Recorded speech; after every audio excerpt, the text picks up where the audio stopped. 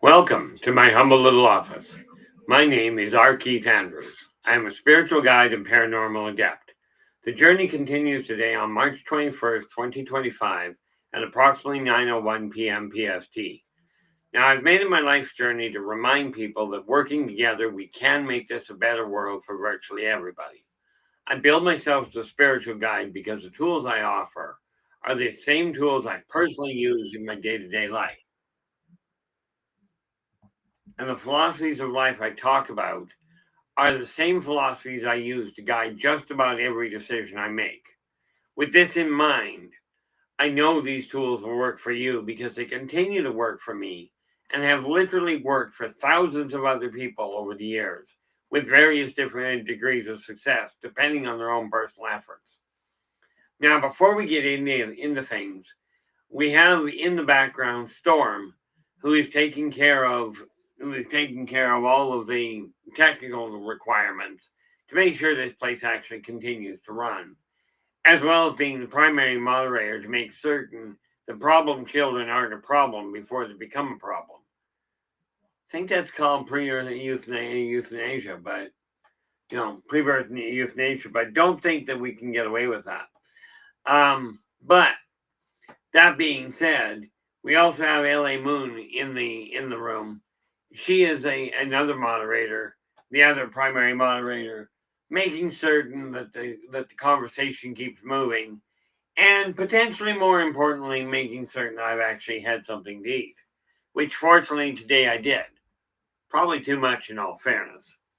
But with that in mind, before we get into it any further, was there not somebody that showed up before Chris and before Philip? Thought somebody had arrived just before the stream went live. But we'll settle for the moment with Philip being in the gold. That may get adjusted. Philip, how you doing? Glad you could join us. Yeah, Philip goes, euthanasia? Uh-oh. Oh, there we go. Storm goes, I prefer retroactive abortion. So of course LA goes, you're not allowed for that either. Why not? But as we were discussing, there are some absolutely incredible indications of an intellectual level you would not believe. So we'll get to the organizational details of the Galactic Consortium when I relay without names, because honestly, I don't remember the woman's name. But years ago, when I was working on the psychic line, I had a lady call me up with stomach cramps, asked me what was going on, why she was having cramps, and I sat there and I went, "Well, ma'am, because you're pregnant." And I kid you not, this is not a joke. This was a real live person. She gets and she goes, but my husband wouldn't cheat on me. I says, good point. He wouldn't. But then who's the mother? I says, what do you mean, who's the mother? I says, you're pregnant. Well, I know you said I'm pregnant, but who's the mother? And I'm sitting there going, this woman has got to have one heck of a physical appearance because there is nothing in the attic. And this was a real name, a real person. Philip goes, was her name Sister Mary Catherine? I have no idea. Like I said, I do not recall what her name was. I was so absolutely flabbergasted that this woman would ask who the mother was. I mean, it's one thing to say who's the father, but, how do you miss that one?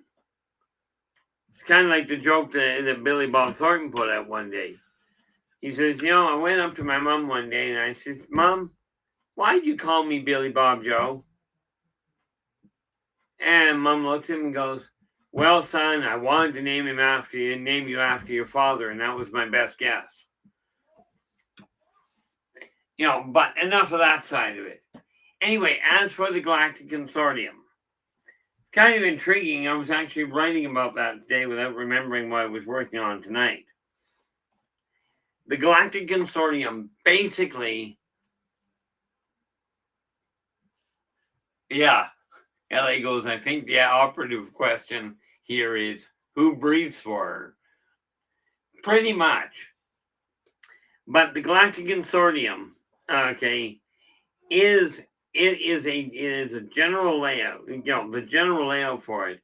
This is the governmental body that handles the entirety of the affiliated species. Somewhere in excess of 2,500 species.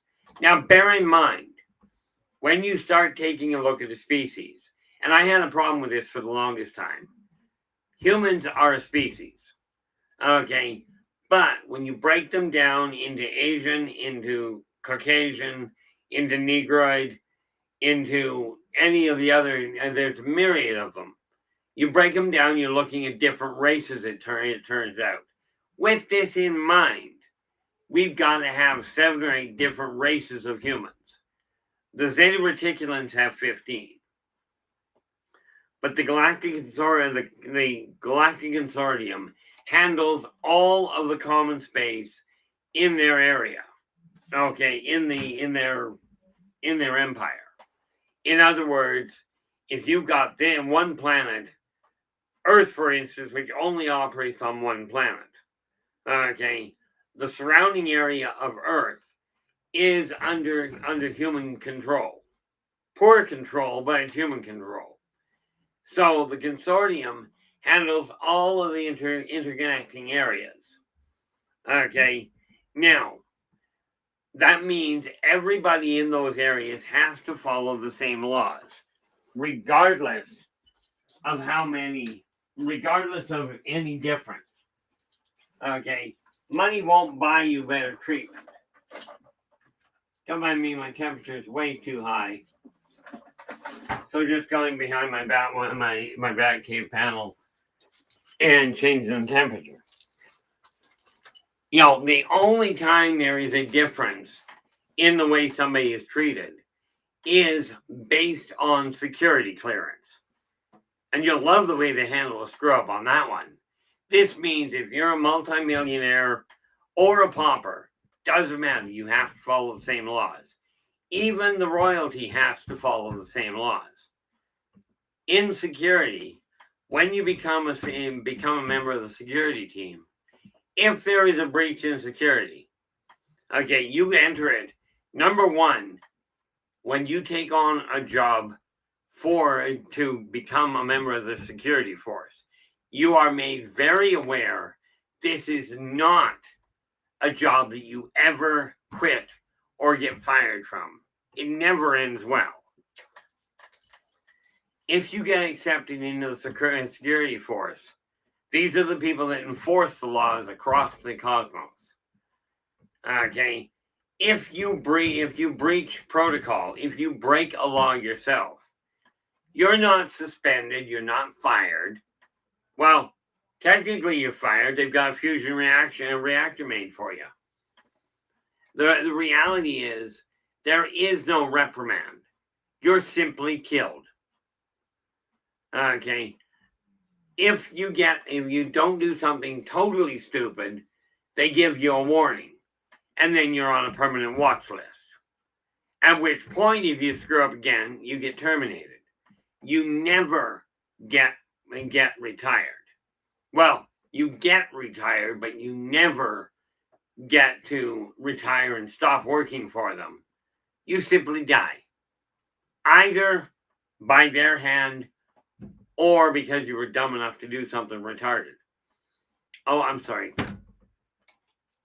But, you know, the reality of it is the Galactic Consortium is a mutually agreed upon group. Lauren, how you doing? Glad you could join us. Now let me see here. Lauren, you are actually in with the silver. Well, that's a debate. I did, however, realize that due to all kinds of problems, I will apologize to you. I didn't get to your number yet. I came across it yesterday or today, I'm not sure which, regarding your birth number. But because I came across it, it's sitting right here on my desk to deal with it. So I will have to postpone that. I can't do that tonight. But the consortium itself handles across the cosmos. I don't even know the extent of it. I do know that many of the races are from several light years away. Okay. We take a look at the Laborians we were talking about. We are talking 2 wormholes. So a staggering distance. But when you're looking at the consortium, there are perks to being member species. But here's the kicker, and this is why humans are not full members of the consortium yet. Okay. Steve, how you doing? You are in with the bronze. Well, getting better, let's put it that way. But thanks for asking. The nice part about it, when you become let's start with the qualification. In order for a species to become a member of the Galactic Consortium, that species must have a one world government. Now, this does not mean a dictatorship. It means a unified world where where all parts have some sort of mutually beneficial say.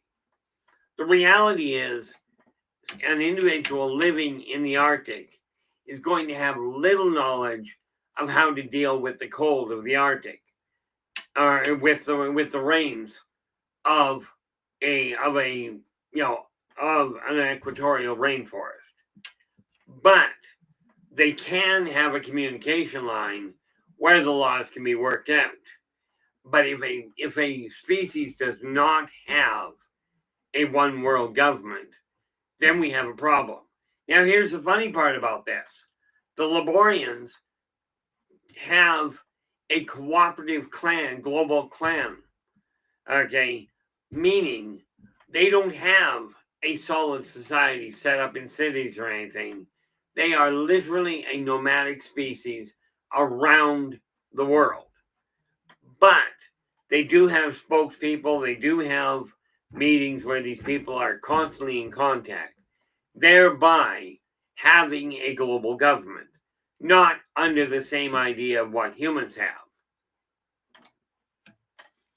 Okay, so that's where you start. Now, by doing that, by becoming a member, you are now protected. Okay, now, with that in mind, if one of your people or some of your people go missing on a different planet, the consortium will not go down and collect them. They will not go down and rescue them. It's one of those hazards of interstellar travel, which is why when the Laborians ended up on Earth, they were not retrieved, because the other Laborians don't have the ability to come and get them, and therefore, right now they're still stranded here. Mind you, they'll be around for a while. Okay. Now, the other thing is, once you're a member, if any other species tries to conquer your world, the consortium will step in and protect your world with brutal force. And here's the brutality of their force. Now, bear in mind, this is the kind of power that humans are telling you they're just going to fight, they're just going to beat the aliens if the aliens ever try and invade. This is the kind of power that they're talking about beating. Consortium retaliation for an attempted conquest of a member planet, of a member species, is the consortium will drop their main battleships in, and they will take out, and I don't mean they will take out the species, they will take out the planet upon which primary, secondary, and tertiary governments are seated. Okay, we're not talking about just going in and killing the counselors. We are talking about wiping the planet off the map. Okay, this is why when you're dealing with a planet, okay, and you have a race that is trying to conquer, the first problem they're going to have is if they happen to be living on a Caboran. Renee Andrews, how you doing? Glad you could join us. You are in with honorable mention. Humans live on a Caboran. Now, every Caboran is a planet, but not every planet is a Caboran. So, with mankind as violent as it is, this is why Esau, you know her as Mother Earth, as Gaia. She is a member of the Caboran, the Caboran, the Caboran, not exactly council. I'm trying to remember what the term is for it, but she is a member of that race, and she will cause earthquakes, hurricanes, tornadoes. This is why we've got such phenomenal weather right now. And I did say phenomenal. I didn't say it was good. It's because mankind is hurting her and causing fights amongst themselves. Now, I don't expect you to believe that. Okay, do your own research. Somebody gets the pleasure, and somebody probably will, of going back and checking out tectonic and or atmospheric stability around the times of the major conflicts. I'd lay odds you'll find that the weather was absolutely bizarre. Oh, okay, Steve, a Caboran is a species. Okay. Let me see if I can do this right. What the heck did I just do?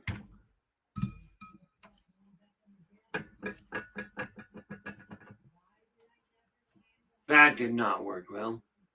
There we went. Try that again. Unfortunately, my typing is not great. Now, there you go. That's the name. Now, that's the name of a species that is literally planets. Now, you know her as Earth. Okay. I know her as Esau because that's how she introduced herself. But if you look back, she turns around. Any Caboran that has a conflict like that going on will start creating complications with weather because they don't want to die either.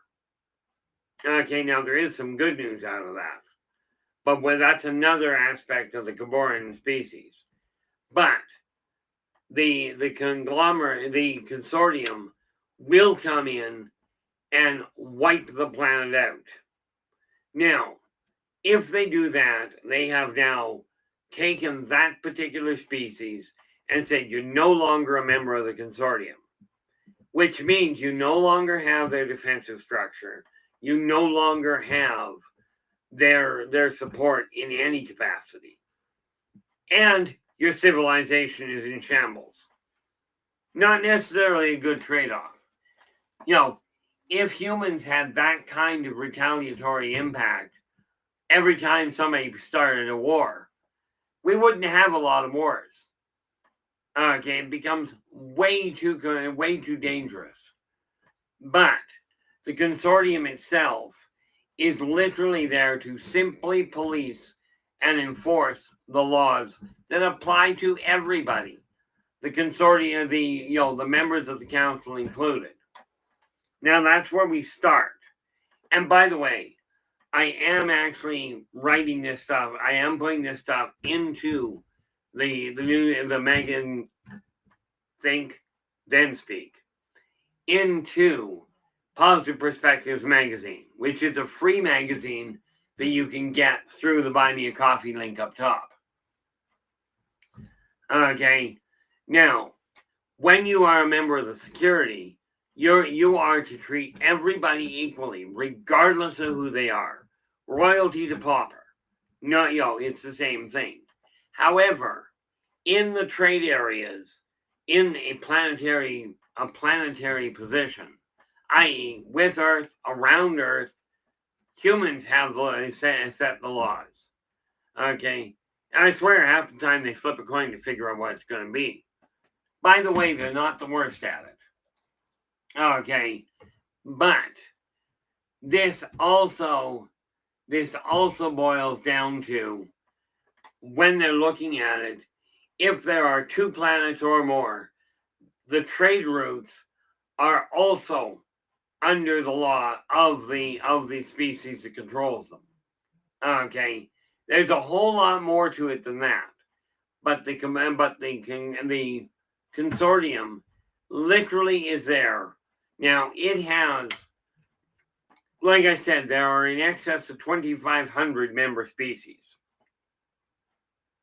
Okay, but on the council, they have 3 tiers of council. None of them have, there is only 1 species per council layer. Okay, now bear in mind, 13 seats, there are 12 seats on a given council.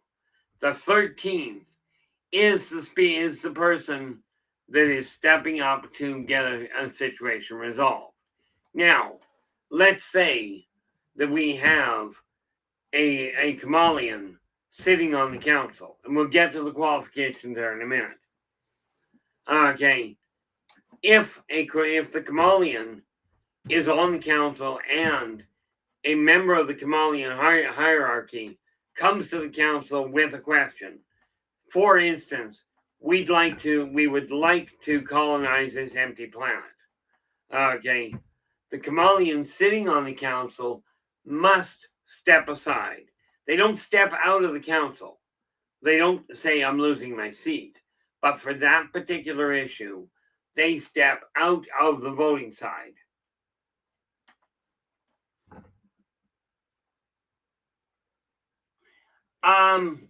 It's a cute thought, Philip, but it's been done and didn't work all that well. I'll get to that question in just a moment. Okay. Now, the question being, do they actually send politicians? That answer I will get to. When the chameleon comes in and says, we've got this issue, we're aiming at this planet, if there's a chameleon sitting on council, it will step on that chameleon for that particular vote or that particular discussion, will step aside and say non-chameleon from the 2nd tier council will step up to fill the point, will step up to fill the position. Same problem occurs if one of the council members does die. It is immediately filled by another member from the secondary council that doesn't have the same species as anyone on the primary. Okay, hopefully you're with me thus far. Okay, so what you've got here is, if there is a split decision, if 6 of council say yes and 6 say no, ultimately the guy that came for the question is the one that makes the decision. And this applies on all levels of questioning. Okay. Well, LA, here's the problem. Mars is inhabited. And rest assured, the Martokians don't want Terran politicians. They're already cleaning up a mess from their own from eons back.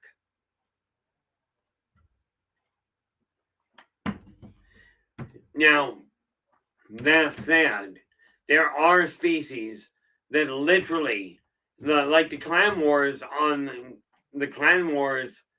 between the Sarkon in the early ages.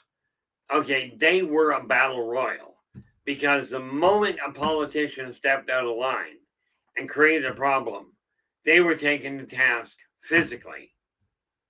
Okay, and usually that meant torn apart and eaten.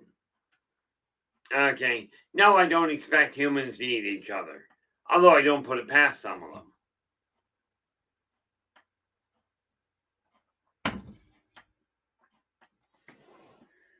Now, The other thing you'll find is that when we are talking about support, if a member species, if an outside force goes to attack a member species planet, the consortium will bring its real firepower to work. Now, give you an idea, and you guys get to figure out if mankind can defend against this. You take their flagship, okay? You take the main gun of their flagship, and you open it up, take the HMS Titanic, turn it broadside, and shove it into the barrel. You still got room to maneuver. This thing is a planet cracker. Well, how you doing? Glad you could join us. Now, do you really think mankind's got any prayer of stopping that kind of power? And somebody asked me a while ago, do the Star Wars Death Stars exist? The answer is yes. But they've got an ability, they've got something, they've got something that the Death Star didn't have.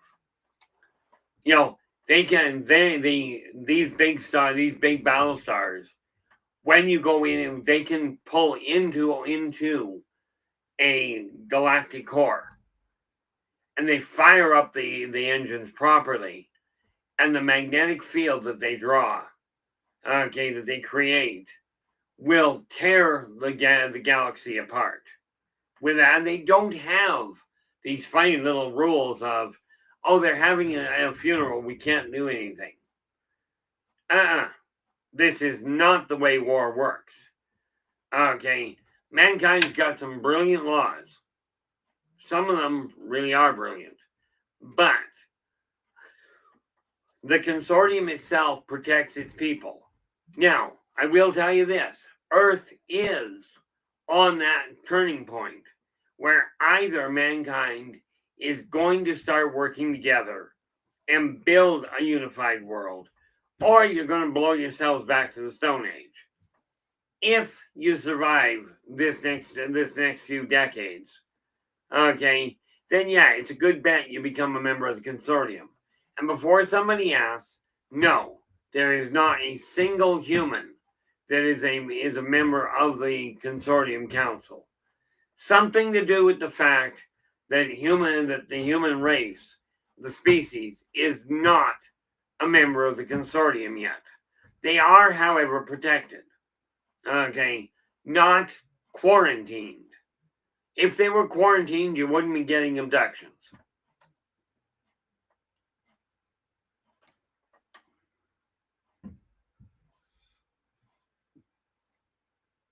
Well, thank consolation, Philip. I've known people that have done that. Bear in mind, my memory of lifetimes is rather extreme. Okay, but when you're looking at the human race, we're on that verge. Okay, the peoples of this planet are on the verge of getting to that point. If the answer there, Steve, is if mankind can create a one world government, not a dictatorship. Okay, it's not a dictatorship where one person says, I'm the one that I make all the laws and they apply to only me, and these laws are for everybody else. I'm completely immune. This is not a one world government. When mankind gets to that point, and they've done it once, okay, 50,000 years ago, mankind on Earth had 100% peace. No war, no famine, no greed. There was a little bit of jealousy, envy. There was no jealousy. Okay, now this particular offshoot, this was back in Lemuria, when Lemuria was here. Okay, this particular species, they got to the point, fortunately, about 50,000 years ago, they colonized Mobius. They are now the Mobians. They could land on Earth, walk around, and you would never know that they were human by their appearance. Of course, the moment they open their mouths, all bets are off. But the Mobians are part of the Galactic Consortium. Humans haven't got that far yet. Okay? So, with the Consortium, they step in and make sure that no species can try and take over Earth. None. And here's the kicker. Because Earth is protected in this fashion, if a species does come in and go, we're going to take over the planet, the Consortium will go to their primary, secondary, and tertiary homes of their species and remove them from the marketplace. Okay, with this in mind, the war between the Teklik and the Strazazians is one that actually kept the Teklik alive. Okay, because the Strazazians got to them before the Consortium moved in, which is probably a good thing, at least according to the Teklik. And yet they've got a civil war going on anyway. So with this, all of this said, the Consortium is literally a body of people that are there to simply ensure that nobody is treated unequally. Okay, and yes, now here's the kicker: there have been people from Earth that are not qualified as what you call human, that have become members of the Consortium, and have become members of the Consortium Council. And there's a reason for that, because they're members of another species that is part of the Council.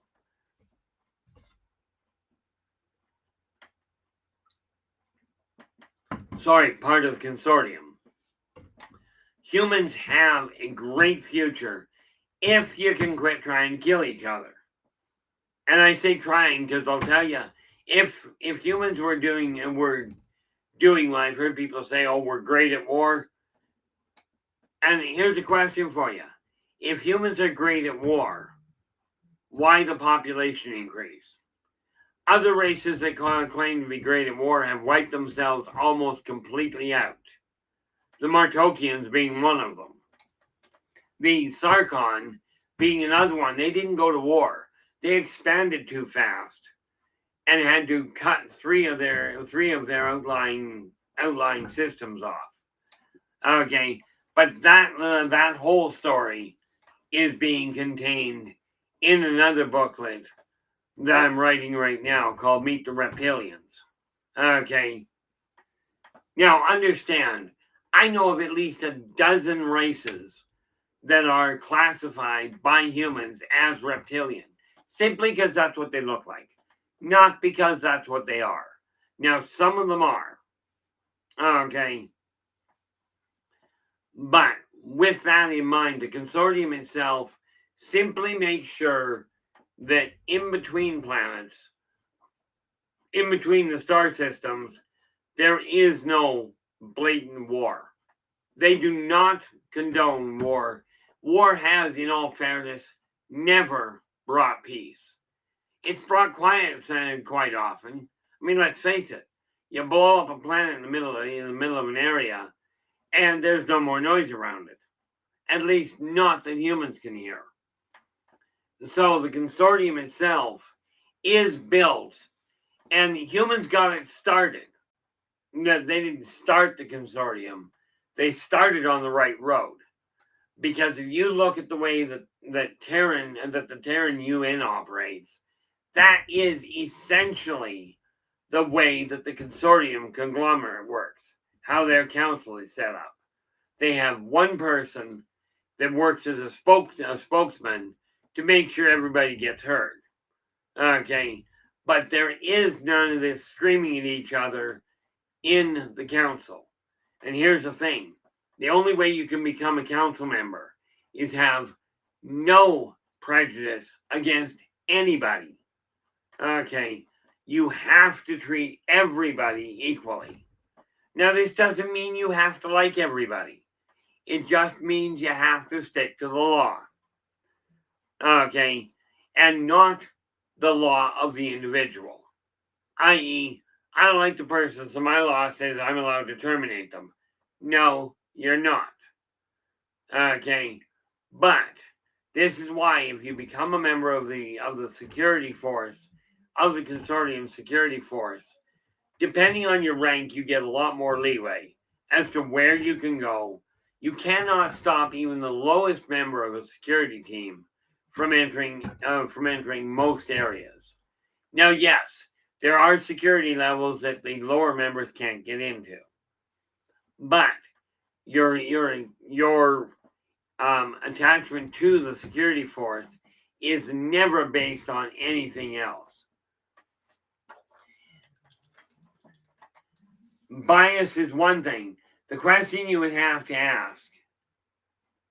Yeah, well, that's why I tell Philip, you're saying you have biases. The question isn't, do you have biases? The question is, are you able to overlook your biases in order to offer an unequal verdict? There's the word. Okay. If you're able to either offer an equal verdict or you've got the backbone to say, I'm sorry, I got too many problems with this one. I'm going to step out of this equation for the moment. Somebody else fill my seat.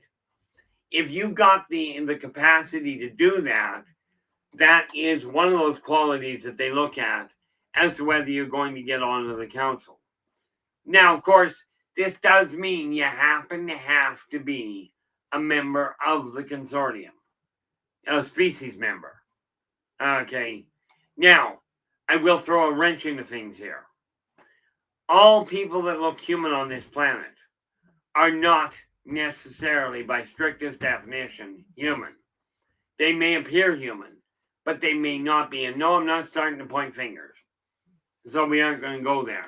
Now, Storm, of course, goes, I like, tolerate, hate everybody equally. I can see where that can cause a complication on occasion. But, the reality is Storm and I are very similar in that. I've got little tolerance for stupidity.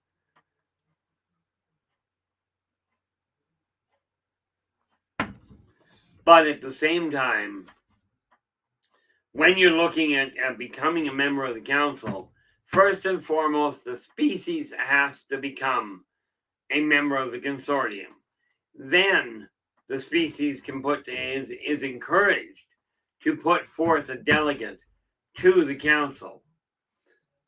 Okay, this is just the absolute important part of it, because even the newest species member, is entitled to sit upon the council, but they put their first one, their delegate forward. They put their delegate forward, and then out of the, like I said, 2,500 plus species, you're only going to end up with a total of 36 members on the council, because they've got 3 tiers. Okay, 12 per tier. What was that? With the understanding that the consortium lays out, and here's the thing, I've been asked many times, how do people work out pay? Well, in consortium common area, it's done by man hours of labor. Okay, they've worked out to build whatever takes X amount of time. Okay, so you get paid 1 hour's work for that item. But if you can build it faster, let's say you can put 2 out in an hour, you're still getting paid the average wage of 1 hour per item. If you're putting 2 out, you're going to end up getting 2 hours pay. That's anywhere transferable in the consortium common area on the different species planets. Sorry, trade and trade negotiations and pay and all of that is done by the different races. Okay, and when you go to their land, you have to follow their laws and their labor laws. Now, slavery in many areas is considered acceptable. In the consortium on the whole, you cannot buy and sell slaves. You can, however, own one. Okay, providing you treat it decently, as in treat your slave as an equal in consortium space.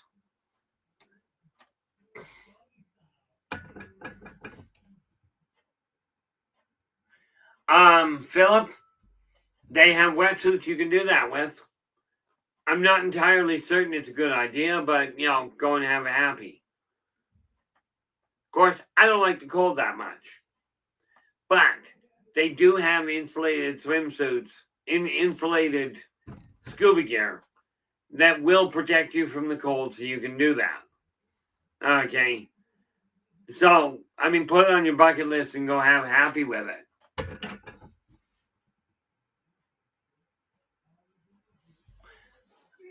The nice part about it is that the consortium itself is designed for one purpose: peace in the cosmos. Okay, now, do the human government on Earth know of the consortium? Bad news, they've known about them for at least 50 years. Now, I got proof positive. Well, for me, it was proof positive about 35 years ago. And Storm will remember this time when the BBSs were out. And the only way to communicate with people was the BBSs and with the BBSs and the news groups. Okay, but the government knew then that these people were in the area. Now, you got to look at it yourself. Well, that I know of for absolutely certain. Actually, in all fairness, I don't know which government it was.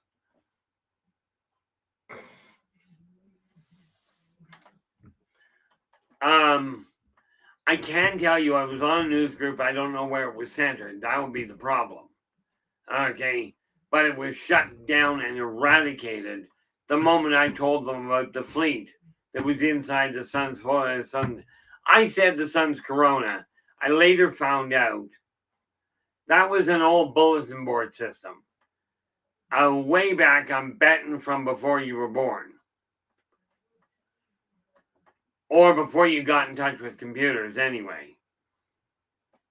I used to run a BBS system out of Tribs. And I could tell you horror stories about some of what I found then. I'm not really tech savvy, but some of the stuff that came up was brilliant. But the reality with the consortium, they are absolutely keeping tabs on what mankind is up to, because there's a lot of members of the consortium that are scared to death of humans' ability, humans' ability to take a completely logical situation, go the completely opposite direction from logic, and still come out on top. Okay, and with the curiosity streak like humans have, it's a scary thought when you let a human loose, and they go, what's this button do? This is bad. On a ship with Planet Buster technology, you don't want somebody pushing a button just to see what it does. And yet humans are known to do this consistently. Here we are.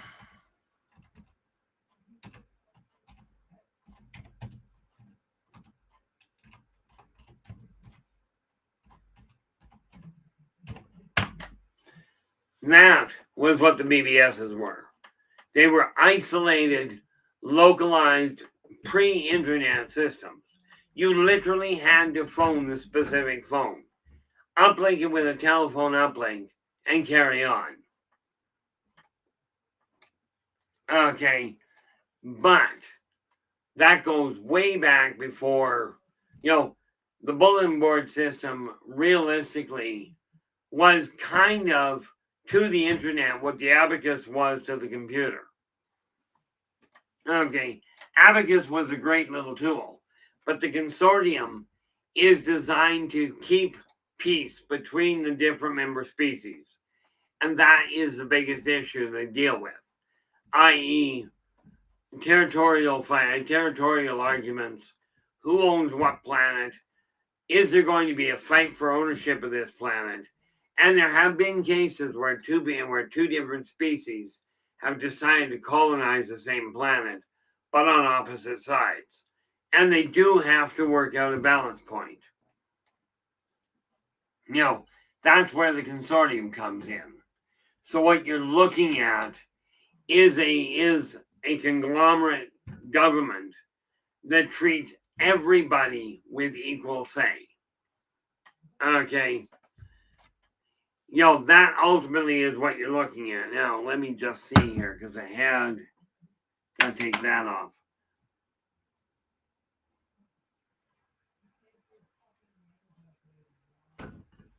Now, like I said, there are a couple of primary laws these guys have put in place.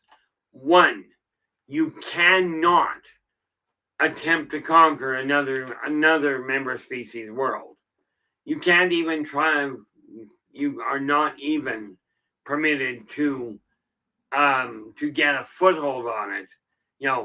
We're just setting up a small research station. Okay, now if you do that, if you set up a research station where you are doing passive research with as little interference as you can get away with, not the least of which is you cannot go to a primitive planet and go, oh, we are gods. We are now going to show you how to do things. This does not happen. Now, there was no law back when the Gadefni arrived, or when the Eniod did. The consortium was not in the area. So when humans turned around and saw the Gadefni, what you know as the Nords, and went, you guys are gods. The Gadefni went, bonus, what do we get? Now, understand, the Gadefni, we call them Nords because they look very much like the ancient Nordic Vikings. Okay, when they arrived, they told the people they came from Mount Olympus, which, by the way, they did. What they didn't tell the common populace was Mount Olympus was not on Earth. Okay, the Eniod pulled the same maneuver. But when the consortium got into this area, they went, guys, you're not gods. Go home. This is why you have these great big spans of years where the Roman, the Greek, and the Norse gods were all there. And by the way, when you're looking at those three specifically, same people, different names. Okay. But when the consortium rolled into the area, they went, you're not gods. Go home. And all of a sudden, the gods were gone. Same thing happened with the Eniod.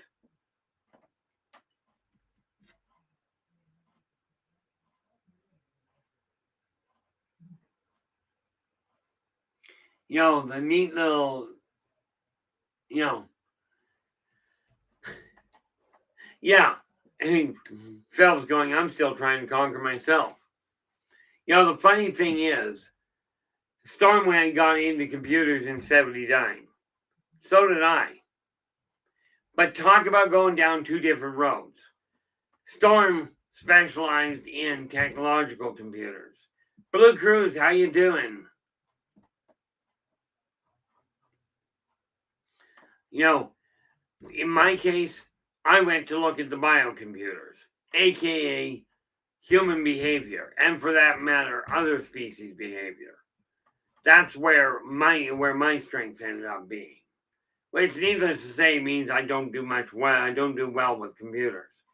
This said, the consortium is run on a combination of biological and mechanical computers. Okay, and they have all kinds of safeguards in place.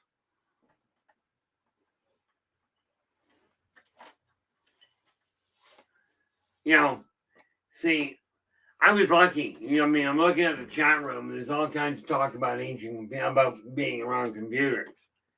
My other half decided to loan me this computer. Okay, this one I'm still having trouble with, but I'll figure it out eventually. In case you're wondering, that's an abacus computer before computers were built. But something we have to realize with the consortium, they are not going to be coming down to fix what man has done to itself. Okay, they will absolutely point you in the right direction. They will absolutely pass on information on how you can make this a better world and turn it over to people. They tried turning it over to the government. Government botched it. Tried turning it over to the major corporations. They became way too greedy and botched it.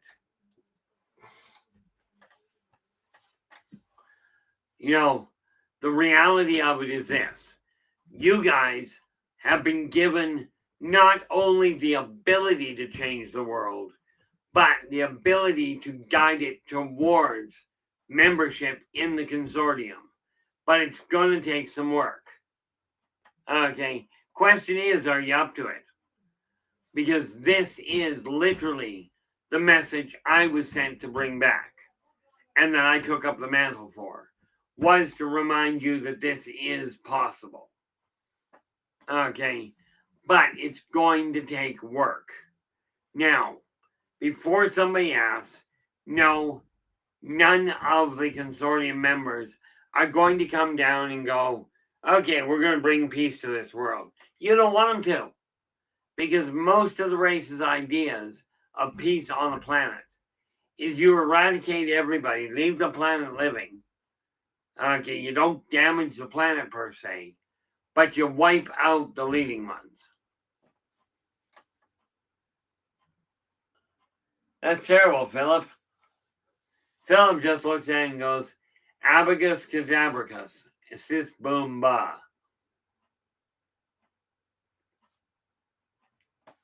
The nice part about it is humans have a staggering capacity if you'll put your differences aside. And unfortunately, that does not mean you put your differences aside for that person and everything is great. It's got to be a two-way street. Communication is paramount. Okay, now, will members of the consortium still reach out to people? There are those of you that are in contact, but here's a warning for when you're listening to somebody that says they are from an advanced species, that they says they're channeling somebody from an advanced species. If they are channeling somebody from an advanced species that is promoting war, dissidence, segregation, this is not the behavior of an advanced species. Okay, this is the behavior of an individual that has no concept what an advanced species is. And yes, I'm saying that very blatantly. You get to pick who's calling that one. Okay, because I'm not about to give names. Okay, or for that matter, specific incidents where that can be shown. You get to figure that one out. But anybody that is promoting war, see, the Techlec absolutely are technologically far further advanced than mankind. Spiritually speaking, they are not an advanced species. And I'll get flack from that. Well, heck, I told one of the leaders of a military armada, of a Smithsonian military armada, that what he was doing was absolutely not a peaceful maneuver. It was not the behavior of an evolved individual, of the involved individual he claimed to be. I'm not known for being subtle, okay? And honestly, rank has never held much weight for me.